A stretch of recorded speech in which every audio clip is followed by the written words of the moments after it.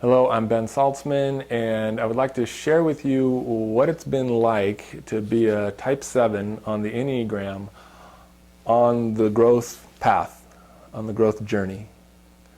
So I have spent a lot of time learning about the inner workings of the 9 different personality types that are found on the Enneagram, and exploring the emotional triggers that are hidden underneath the surface and the core beliefs that are down there causing some ruckus and manifesting strange behaviors and expressions and ways of being in the world, and all the kind of outgrowths of other beliefs that come from that core belief. And so we've mapped these 9 different types and all of these belief structures that show up and the emotional triggers that happen for them. And what is their growth journey like? And just to give you an example of how this can shift things, I'm going to talk about what it's been like from the type 7 perspective. So I'm a 7 on the Enneagram, and on the high side we tend to be light and joyful and expressive and fun, at times the life of the party, the visionary that can see possibility and inspire. Like, there's a lot of joy inside of the 7 type. And on the downside, we can have a lot of trouble with things like follow-through, commitment, staying with it. We have trouble when other people are in pain or in suffering. We tend to like pop into our heads or disassociate or move to laughter or humor.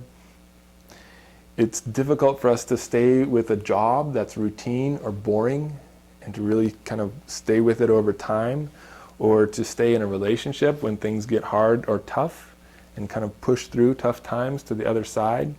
I get people all the time who call me and they say, Ben, how do you help 7s commit and get married? Because I have committed and got married. Yay! And it went really well. And I have a kid, which is another one for 7s, which is like, whew, you thought marriage was a commitment? Try having a kid. All my 7 stuff came up. I'll tell you about it.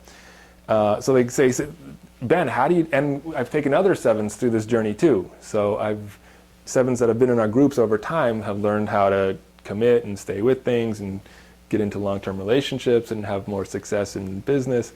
And so people often call me, dude, help me out with the 7s. So for all of you who are calling me, this one is for you. So here's what it was like inside of me. So I don't know I'm a 7, and I'm constrained and restrained by limits that I didn't realize I had, which is like ridiculous for 7s, because one of the core beliefs of the 7 is that you can't limit me. You can't constrain me. You can't lock me down. Because I'm deathly afraid of pain and suffering. There's a very strange core belief at the bottom of each of these ego structures that has no relationship to reality whatsoever. Follow me here? All of these ego structures are based on some kind of wild, false belief that is not true, and everything grows out of that false core belief. So for the 7s, the core belief is, if I stay in pain and suffering, I'm going to die. That's what's at the bottom of all this hoo-ha. If I am forced to experience pain and suffering, I'm going to die. So of course, anything that limits me, I'm going to break free from. Anytime I start to see pain or suffering, I'm going to pop to my head, go into something joyful and light. I'm going to keep 5,000 things going simultaneously, so if I drop one, don't have to pay attention to this. Look, there's all these other things. Hey, pay attention over here. Okay. It's an ongoing distraction from anything that might hurt, that might feel bad, that might be ugly. So I'm in that, but don't know it. Follow me? I'm like running from the pain, but not aware of it. Feeling the anxiety inside of my being, not aware that it's anxiety. I bump into the Enneagram, see a panel of other 7s, and go, oh my God, they are telling my story. They are inside me, describing my world to me in words and phrases that I didn't even have to articulate all the inner stuff that I kind of knew was going on, but didn't really want to admit to. You see, at the time, I couldn't hold on to a relationship for more than 18 months. But I was very clear that it was their fault each time. Got to about 18 months, her head started looking a little too big. I think this relationship should be over. Next one, I got to 18 months, she's not really spiritual enough for me. I mean, never mind that she's like way ahead of me on the developmental path. I'm like down here compared to her evolution and growth. She's not spiritual enough. The next one, you get the idea here, yes? I just make up stuff about what's wrong with them and believe it in my own mind until I started catching on. Oh, okay, this is me. I'm the common factor here, and I have trouble with commitment. That was huge. And to get that I was actually running from the pain and the suffering, that was another one.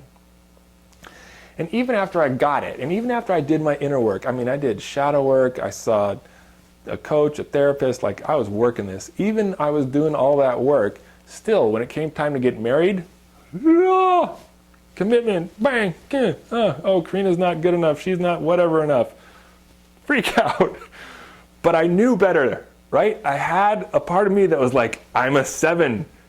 It's not true. I have a witness, somebody that's watching me that knows better and go, don't believe it, Ben. Don't buy it. Don't buy the hype. So I had that part, went and got help, made it through, got married. Good choice. Did well. Then, time to have a baby. Whoa. You thought marriage was a commitment. You have a baby, it's forever, right? 18 years, just the beginning.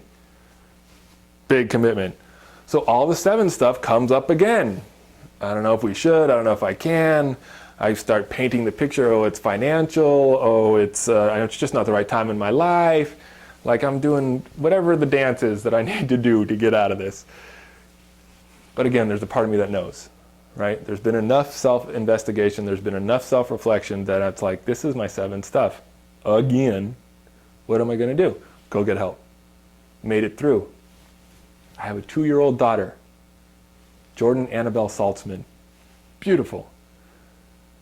Drives me up the wall sometimes because she doesn't get that I don't like it when she yells at me and it's a 7 nightmare. But God, so much love, so much joy, so much connection. So, I mean, biggest teacher. And she likes the 7 joy thing. I don't know if she's a 7, but she's got like big energy, big, and it's fun to do the dance with her. So the capacity to commit and follow through and the developing of more ground inside of my being has also supported me in terms of career.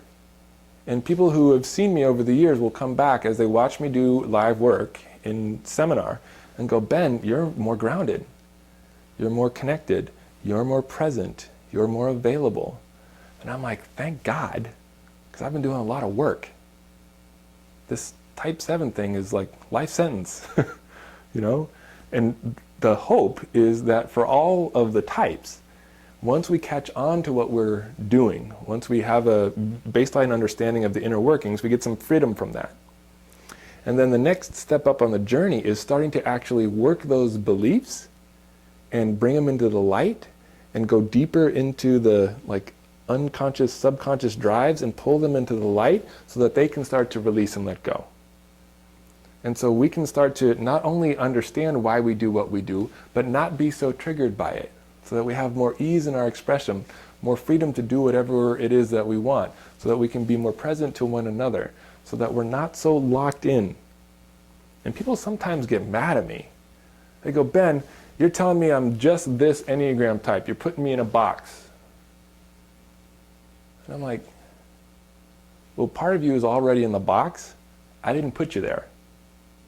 But I can show you what that box looks like, and I can help you get some freedom from it, so that you can respond to the world in new ways, so that you can do the dance of transformation and change, so that you can love more deeply, so that you can generate more abundance and wealth, so that you can shift things in your life that you really want to shift. I didn't put you in the box, but I can help you get out. Does that sound good? So one of the ways that we do this is we've got a new program that's called the 9 Paths to Wealth. The 9 Paths to Wealth. And in this program, I become the Sybil of the Enneagram. I embody the 9 types and act them out from the inside. And I'll describe as a type 1, what are my strengths? What are the gifts that I bring to the world that I can leverage? Where do I get caught? What are the traps? What's the low side of the 1? What's my internal pain? We drop into the pain body for each of the types, knowing that as we drop in here, the pain body gets triggered in the people out there, and it comes up for healing and transformation. So we have coaches on site that will do live work with you around whatever your stuff is around your type. We also talk about where the traps are in terms of relationship and business, financial success. And for each of the types, it's very different. The places where they get trapped and the strengths that they can leverage are very different by type. So I'll embody the 9 types, and as I become each one, you get to ask me questions. Well, why do you do this? Well, how come you get caught in that one? My mother is a blah, blah, blah. How come she responds this way? It is like, it's strange for me to be to embody the type so deeply that as you're talking to me about stuff that is triggering for the particular type, I find myself getting triggered and pissed off at you, or anxious, or sleepy if I'm a 9. Like whatever the thing is that the type would come from, that's where I'm coming from. And it's a wild ride, but it's fun. So first you get to explore all 9 types in depth through this process, and then you get to do your own transformational work. So the shadow places inside of you, the places that are ready to change and shift and transform inside of you, we'll do some live process so that you can actually shift those. And we've got coaches on site. So as you get triggered during the program, you can go off with one of our magnificent coaches, very well-trained coaches, hot coaches, and do some one-on-one work. And then come back to the room from a new space of being or with a new strategy, and you get to try it on in a very protected, safe environment. So if you're interested in that program, it's called the 9 Paths to Wealth. Click the link underneath this video. There'll be a link down there somewhere, and come play with us. I'm Ben Saltzman, and I look forward to seeing more of you in the future.